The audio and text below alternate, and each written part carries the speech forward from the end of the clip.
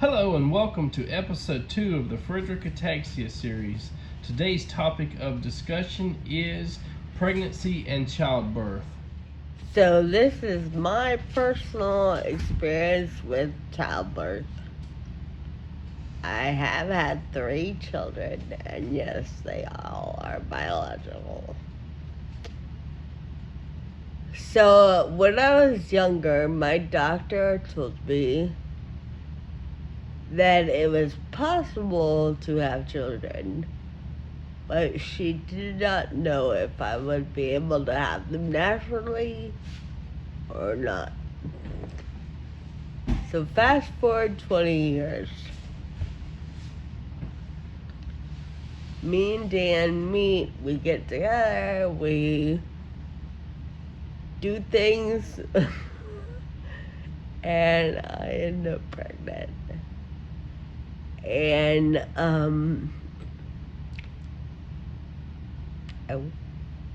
I went to my doctor first, and my doctor said, okay, well, I'm not really sure how to handle this, but alright. So we just decided we kind of go along with things. So then I went to an OB. And the OBs I saw said yes, it is most definitely possible for you to carry a baby, but there could be issues, such as problems with your heart, problems with the baby's heart, problems with my breathing, check with my neurologist, etc., etc. So even though I have not seen a neurologist in many, many years, because even according to a neurologist, my FA is so progressed that there's nothing they can do, and it's not like I'm in my 20s with FA. So I went to the neurologist, and he said, yeah, you carry a baby. Now, because I have smaller lungs and I already have asthma, he was like, you may have respiratory issues. So for that, you want to see a pulmonologist. And we need to see for a sonogram of your heart, and you need to see a cardiologist. I went to the cardiologist and did everything they said. They said, you look great, go for it. Pulmonology was another story. He was not really sure. He did not think that I would be able to carry the baby, and I was going to have trouble breathing and blah, blah. And to an extent, he was right. I did have trouble breathing, and because of my small lung capacity, I was like 8 months pregnant. It was pretty difficult. But the baby was in perfect health and condition. So back to the OB. The OB was like, well, we gotta do an epidural and yada yada, and we've gotta have because with the FA, one of the symptoms that is common, I'm not gonna say everyone has it because I don't know that, but it's common to have scoliosis as a side effect. And I do have scoliosis, and I have pharyngeal rods the entire way down my spine. So the epidural was kind of an issue, they thought, as to if they could get it placed correctly. That is what the anesthesiologist was saying. So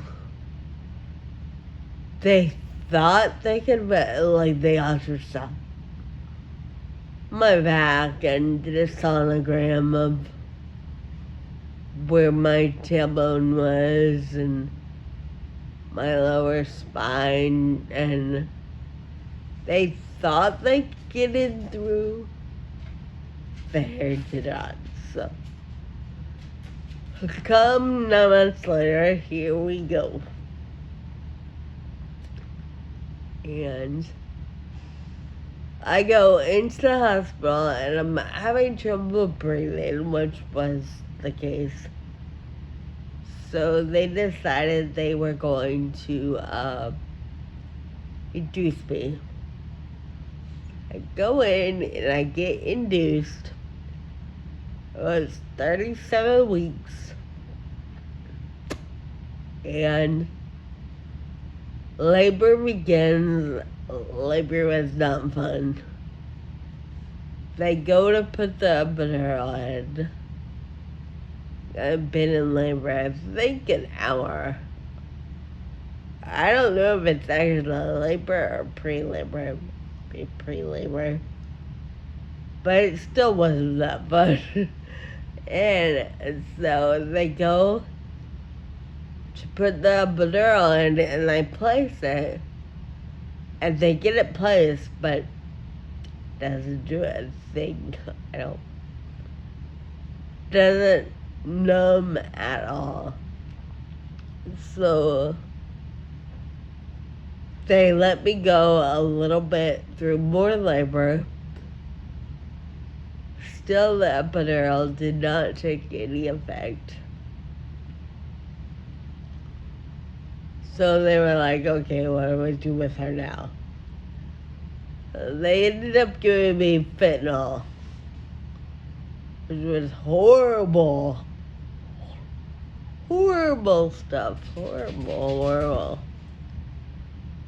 So 24 hours of labor passes, and I'm dilated to like 10 centimeters.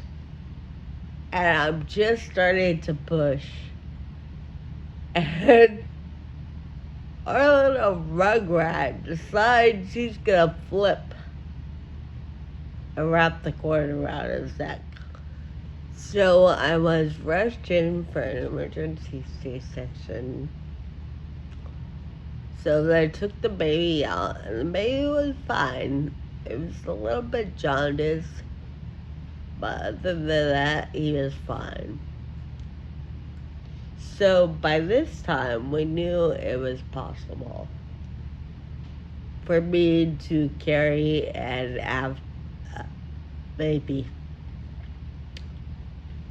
So about a year and a half later, maybe a little longer, I got pregnant again. And this time, I ended up at a different OP. Oh my goodness, I'm so sorry. I ended up at a different OP.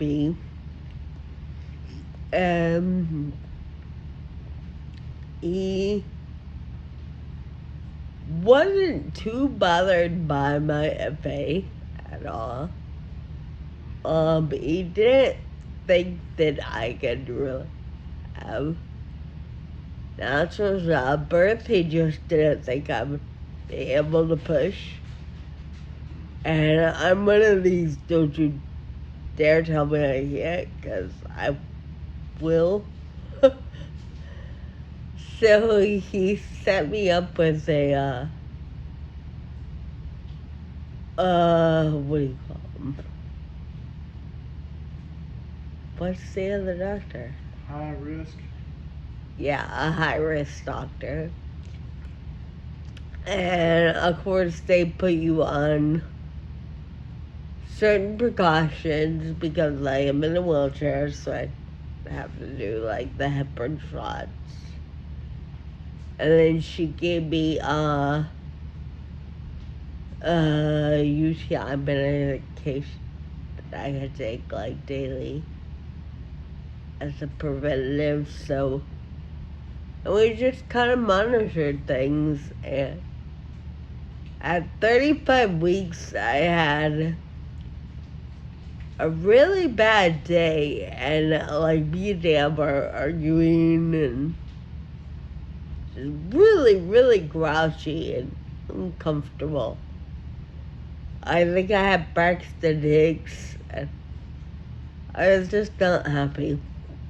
And so we got in the car to go to the hospital just to see, like, and make sure I wasn't actually in labor. And we went to grab a bite to eat at Arby's. And afterwards, I felt so much better. I looked at Dan and I was like, just go home. I don't want to go to the hospital. So we came back home. And that night, we kind of, I don't even think we really did anything. And I ended up taking stomach medicine because I still felt nauseous. So I go to bed, and at like 2 in the morning, I wake up and I'm screaming, bloody murder. And Dan's like, what? And I'm like, I'm either dying or I'm in labor. And I was like, get me to a hospital now. So we called 911, and the whole time I was actually in the ambulance in labor. And I'm like, oh my gosh. The EMTs were like, this is crazy, but they were great. They were wonderful. So we get to the hospital, and I see the on-call doctors, and she's like, all right, you're 4 centimeters. And we're just going to let you go naturally. So they let me go naturally, and by then we had already decided that epidurals don't work. So when I say natural, I mean natural. I didn't have anything.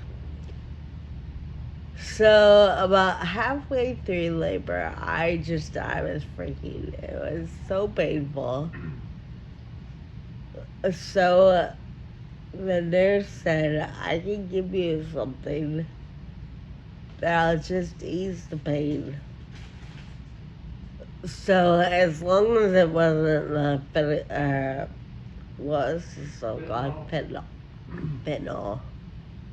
I was like, okay.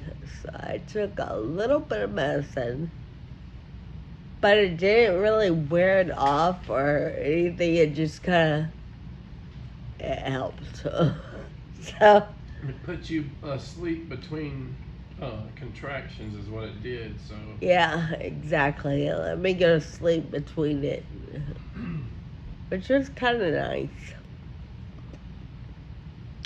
So it's probably now 4:35 in the morning, and I go through labor for a few more hours, and 8 o'clock rolls around, and my OB comes into work, and like, okay. And I remember this guy like had confidence in me, but did not think I could push me out at all. And like 5 minutes after he got there, my water broke. Probably about 10 minutes after that, I felt a sharp pain. he broke your water. Yes. Yeah, the doctor broke your water, and it was taking longer than he thought it should take, so he was fixing to put one of those suction things Yes. on his head and try to pull it out. But guess what? I said, what the F is that? Because I felt this really short pain, and next thing I know, Everybody said, he's out, he's out. It was like a football coming that shot out over her so fast. All we seen was like a streak or a shadow go just zip through there.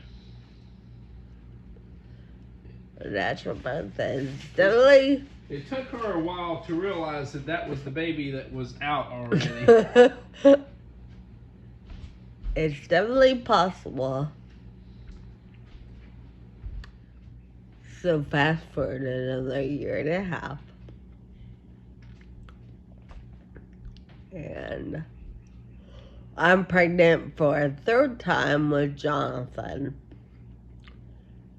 And I was absolutely miserable the entire pregnancy.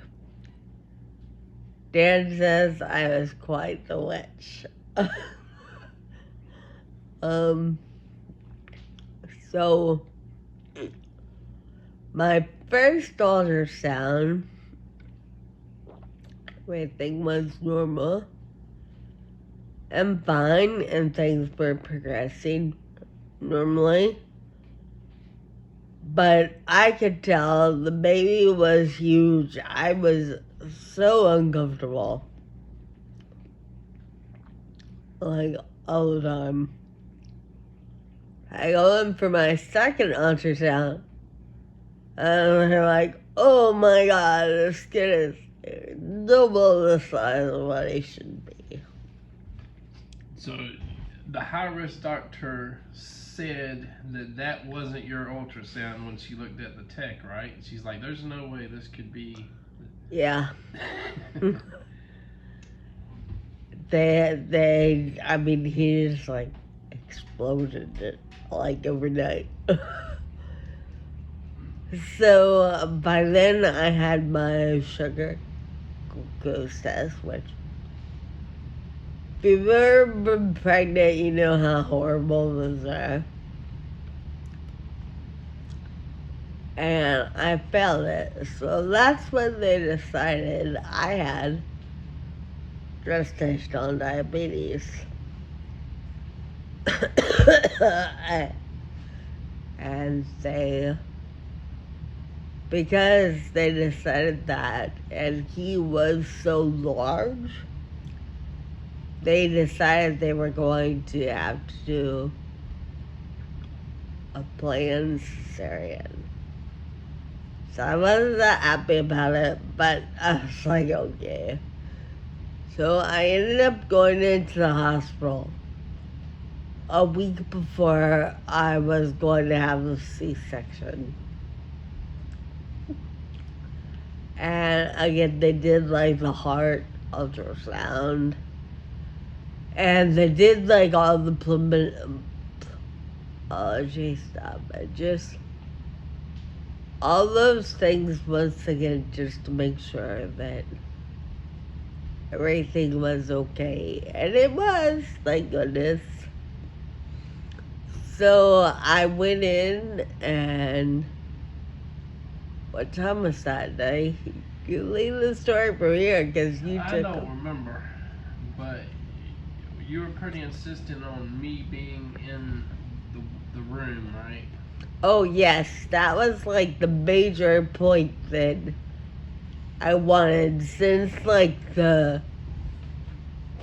first C-section I had was the emergency section, and Dan didn't get to be there. Like, I wanted him there, like, because my epidurals didn't work in either C-section. I had to be put to sleep, both of them. So it wasn't quite like going in or going in and having just a C-section. And you still got the experience of childbirth, like. I do not see personally how women can stand to be awake even if they're numbed, because a C-section is a major operation, and we had a nurse warn us about that I shouldn't even go to the room, and we had a few of them say, well, that's nonsense, it's just normal, but this one was right. It is very rough. It's a very major surgery. There is blood everywhere, and they're mopping blood up everywhere, and they're jerking on their body, and they had curtains up to block me from seeing stuff, and I could not stand up. I had to sit in this certain chair until a certain time. I could not film or photo until a certain time.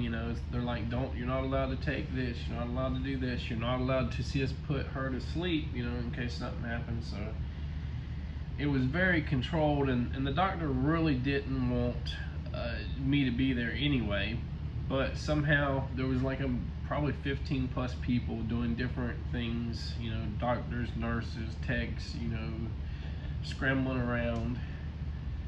But the issue with the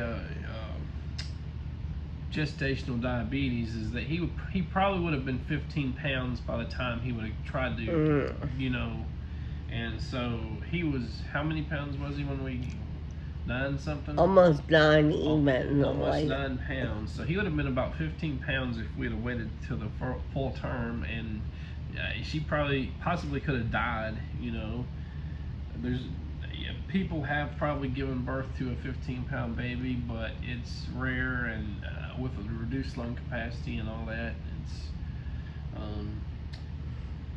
but this was probably our hardest, right? Because we had to stay in the baby ICU and all that. Go ahead and tell us the story. Go ahead and say how hard it was, because you were hard. It was really hard. As most women know, I'm sorry, no, I'm not dry. When you have a baby, your hormones kind of go crazy, anyhow. So, right afterwards, I wasn't even allowed to see him for 48 hours. When they separate them, they usually give you an iPad to see them. So you gotta, and while she's in recovery and he's not in the same room, so you get to see him through an iPad, through, was it FaceTime or something? Yeah, FaceTime. You don't get, the mother doesn't get to touch him until she has so much recovering and is allowed to go to the ICU. Yeah. NICU, whatever you want to call it. So that was probably really hard, because that was the most, your body is, going through all these changes, really fast, and there's no baby there to, to show for it, and, I was producing milk like crazy, so I'm, leaking everywhere, and because he was preterm, he wasn't taking food for 5 or 6, 7 days, something like that. So they said, his oxygen levels were really low, and even though he was 9 pounds, he wasn't fully developed, his lungs and everything. So they kept him on oxygen for a week or more. And that brings another stress. We already had 2 young kids at home. We had people babysitting them, and they were getting tired of it while our kid was in NICU for 2 weeks or whatever. Was it 2 weeks or 3 or what? Yeah, it was almost 2. So we got to a point where we would have to come home, and the doctors and nurses would be like, why aren't you up here with him? And we lived an hour away with 2 young kids, so we still tried to get up there every day, I think, right? Yeah. But, afterwards he was healthy, and one thing that he did not like was the formula that they gave him. No. So we had to kind of try to get breast milk to him, going up and down different floors, pumping her milk. And yeah, memory. See, I didn't even think about this when we were filming it, but now it's kind of coming back.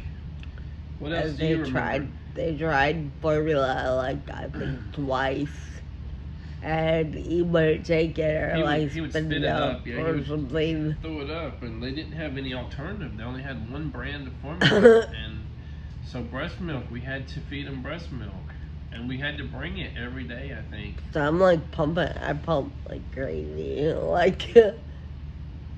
And they said, "Oh, you have enough milk to feed 10 babies," but like a lot of work. That's definitely a hard thing because I was listed as the caregiver, but they kind of allowed my cousin to be listed as a second caregiver so that she could actually go see the baby. Otherwise, it might have been 4 or 5 days before she seen him, or she might only got to see him every other day. I don't know. Because I had to try to be home with the kids as much as possible. The other two, yeah. And we were given the option to stay at the hospital. What was it, like $5 a night for up to so many days, as long as they didn't need the room. But again, we were stressing out the babysitters. So that's pretty much how Jonathan came around. Yes, and now they're all 3 healthy, little, strong boys, little baby booties. And what she forgot to mention about the first one was because it was an early planned induction, they put you on a steroid, right, for like a week, like 3-shot steroid to get his lungs and everything, to kind of age, age his lungs and build up his muscles and stuff and his immune system, and it worked. But the second one, they were surprised that he had no problems because he just came out of nowhere, and we went right home after like 2 days. At 35 weeks. Yeah, he was perfect. And then this last one, he wasn't. He had a lot of problems, and hopefully he doesn't have any continuing health problems that we see, other than he's a bigger kid. So I guess, is that how you want to end it?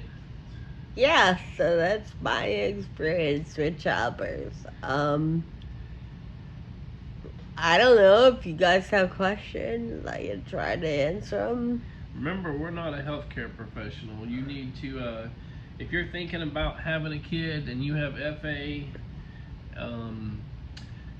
consult your family physician, your neurologist, your pulmonologist, and your endocrinologist, and try to get with everybody and see if they're on the same page. And if there's one or two that aren't on the same page, get a second opinion. We can't say go get pregnant and guarantee you're going to have a healthy birth or anything like that. And this is just our story. And Natalie could have very well died with, if something, or the baby, 1 or 2 of the babies could have died, without the right medical help, So, but thank God they're all healthy. Yes, they are. So remember to like this video and subscribe to my channel.